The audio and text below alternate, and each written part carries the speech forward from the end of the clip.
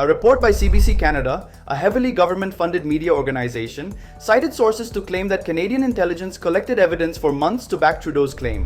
But what's interesting is that the report mentions communications involving Indian officials, including Indian diplomats, which significantly raises questions on whether Indian diplomats were spied on for months. The article goes into receiving intelligence from an unnamed ally, but the repeated mentions of the United States and its support for the probe leaving little room for doubt on who this ally is.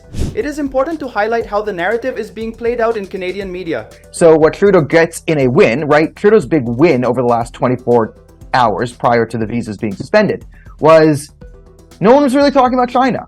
And instead of that, we were talking about this, and he got the media to pretty much take his side because every major news outlet in Canada is in some way funded by the Liberal Party now.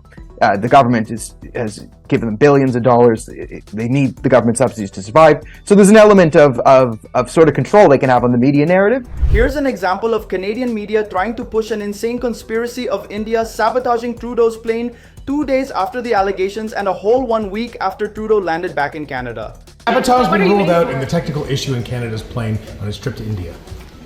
I'm not going to comment on that. There are obviously ongoing concerns. I'm also focused on replacing those planes because we've already made that step. But you're not commenting on if there's any potential sabotage that left the plane on that runway. I don't want to. I've got to run off to something, but I want to. India has hit back. Reports claim that NSA Ajit Doval has pinned suspicion on the founder of banned Khalistani outfit Sikh for Justice founder Gurpatwant Singh Panun being an agent of CIA, and that is the only reason for not taking adverse action against him.